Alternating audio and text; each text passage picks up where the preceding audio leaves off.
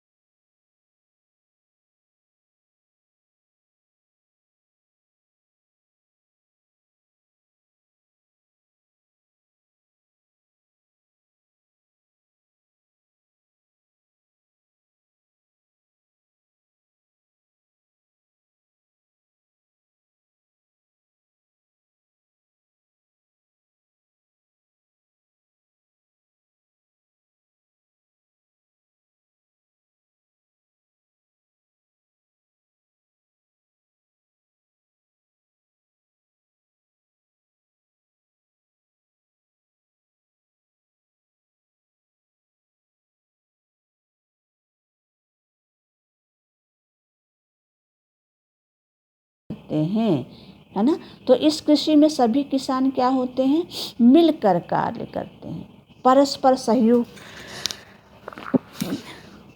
सहयोग से करते हैं, इसीलिए इसको सामूहिक कृषि कहा जाता है।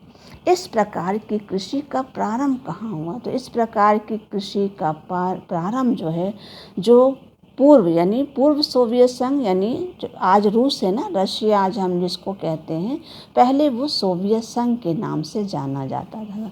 तो पूर्व सोवियत संघ में, है ना, सामूहिक कृषि का क्या हुआ था, शुरुआत हुई थी। ठीक है, तो इसको सोवियत संघ को सामूहिक कृषि का जनक देश या प्रारंभिक देश जो है वो माना जाता है।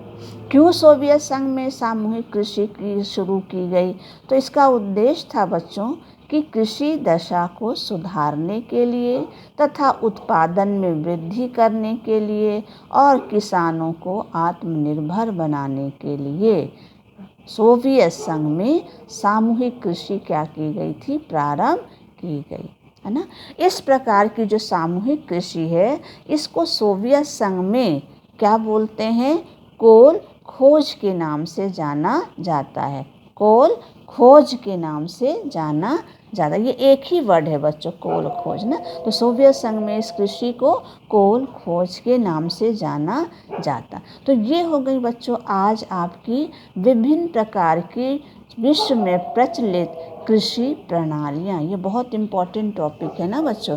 तो कृषि प्रणालियों के बाद प्राथमिक क्रिया में दूसरा जो क्रिया होता है वो आता है हमारी खनन। तो मनुष्य के द्वारा प्राथमिक क्रियाओं में दूसरा कार्य जो किया जाता है वो है खनन। खनन मतलब खनिज निकालने का काम।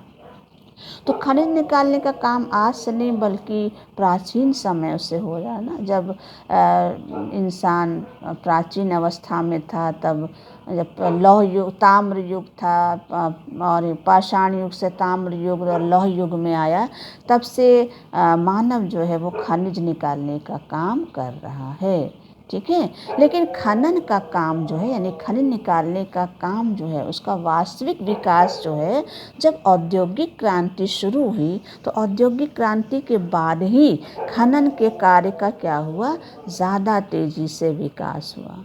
आज क्यों औद्योगिक क्रांति के बाद इसका विकास हुआ, क्योंकि बिना खनिज के उद्योगों की हम कल्पना नहीं कर सकते, क्योंकि हमारे ज़्यादातर उद्योग बच्चों खनिजों पर ही क्या हैं, आधारित हैं। इसलिए खनन कार्य का वास्तविक विकास कब हुआ, औद्योगिक क्रांति के बाद हुआ, है ना।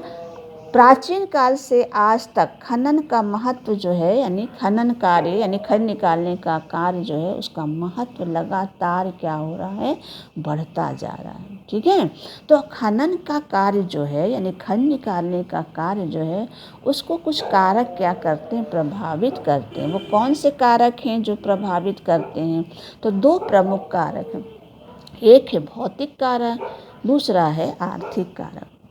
भौतिक कारक क्या है, तो भौतिक कारक जिनमें खनिजों के निक्षेपों का जो आकार है, उनकी श्रेणी है एवं उपस्थिति, खनिजों की उपस्थिति की अवस्था को इसमें क्या किया जाता है, सम्मिलित किया जाता है।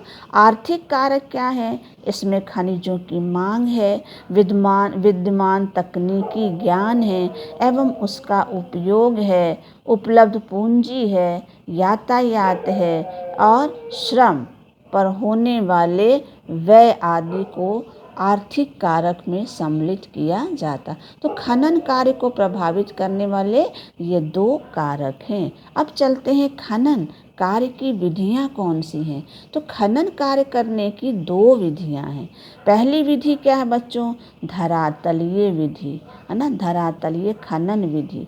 दूसरा है भूमिगत खनन, या जिसको हम कूपकी खनन विधि के नाम से भी जानते हैं। तो धरातलीय विधि क्या है, खनन विधि, धरातलीय खनन विधि, या जिसको हम विवृत खनन विधि के नाम से विवृत खनन विधि इसलिए बोलते हैं बच्चों, क्योंकि इसमें खनिज निकालने से पहले जो धरातल के ऊपर की जो मिट्टी होती है ना, चट्टान होते हैं उनको क्या किया जाता है, निकाला जाता है, हटाया जाता है और फिर उसके बाद खनिज निकाला जाता है। इसलिए इसको धरातलीय या विवृत खनन विधि के नाम से भी जाना जाता है। ये विधि ज़्यादातर उन खनिजों को निकालने के लिए किया जाता है जो खनिज धरातल के निकट ही पाए जाते हैं, यानी ज़्यादा गहराई में नहीं मिलते, कम गहराई पे मिलते हैं। तो इन खनिजों को निकालने के लिए विवृत यानी धरातलीय विधि का क्या करते हैं, प्रयोग। ये बहुत सस्ती विधि है ना, और इसमें जो है बच्चों उत्पादन क्या होता है, खनिज का अधिक होता है ना, खर्चा बहुत कम आता है। ठीक है, तो ये इसीलिए क्या है बच्चों, सस्ती विधि मानी जाती है। दूसरी विधि क्या है, भूमिगत या कूप की खनन। भूमिगत मतलब वो जहाँ पर खनिज बहुत गहराई में, ज़मीन धरातल के नीचे काफ़ी गहराई में पाया जाता है ना, जहाँ ज़मीन को खोद कर, है ना, गहराई में खोदा जाता है, यानी उसमें एक छेद, गहराई में छेद किया जाता है ना, ड्रिल किया जाता है और तब खनिज को बाहर निकाला जाता है। कूप का मतलब तो जानते हो ना, कुआं, है ना। तो कूप की मतलब गहराई में गड्ढा किया जाता है और तब खनिज निकाला जाता है। ठीक है, इसमें ज़्यादातर जो उपकरणों का प्रयोग किया जाता है इस प्रणाली में, उसमें लिफ्ट है ना, बेधक यानी जो बर्मा होता है जिससे ज़मीन में छेद किया जाता है, माल ढोने के लिए जो गाड़ियाँ होती हैं, वायु और संचार विधि का इसमें क्या किया जाता है, प्रयोग किया जाता है। जब आप देखेंगे बच्चों, जो तेल होता है ना, खनिज तेल और जो प्राकृतिक गैस होती है, उनको निकालने के लिए ज़्यादातर ज़मीन में इसी विधि का क्या किया जाता है, प्रयोग। ये बहुत जोखिम भरी विधि है, क्योंकि इसमें अक्सर जब तेल या प्राकृतिक गैस जो है वो ज़मीन के अंदर से निकाली जाती है तो कभी कभी आग लग जाती है, जहरीली गैस से दम घुटकर मज़दूर मर जाते हैं, कभी कभी पानी भर जाता है तो उससे मर जाते हैं। आप इस चित्र में देख सकते हैं अपनी बुक में, दोनों विधि को क्या यहाँ देख सकते हैं, ड्रिल किया जाता है, ज़मीन में छेद किया जाता है ना, ये ड्रिल मशीन में है, और आप ये तेल निकालने के लिए ज़मीन के अंदर छेद किया। यहाँ इस चित्र में भी दोनों विधि का प्रयोग दिखाया गया। ये कूप की खनन है जिसमें आप देख सकते हैं कि गहराई में एक छेद करके क्या किया गया है, लिफ्ट डाली गई है और उससे फिर तेल यहाँ देखिए एक व्यक्ति, एक मजदूर भी इसमें है, वो खनिज निकालता, फिर वो खनिज तेल जो है वो बाहर आता, खनिज कोयला वगैरह बाहर आता है ना। और ये धरातलीय है, विवृत, इसमें देखिए कि ज़्यादा ऊपर की ये हल्की सी मिट्टी हटाई गई और ये खनिज यहाँ से निकाला गया। तो यहाँ कम गहराई पर और यहाँ खनिज ज़्यादा गहराई पर, इसलिए इसको कूप की बोलते हैं, ये विवृत या धरातलीय। तो ये बच्चों आपका ये लेसन हो गया आज ख़त्म। ठीक है, अब हम लोग अगले वीडियो में इस नेक्स्ट लेसन पढ़ेंगे, और ठीक है, तब तक के लिए बहुत बहुत थैंक्स आपको।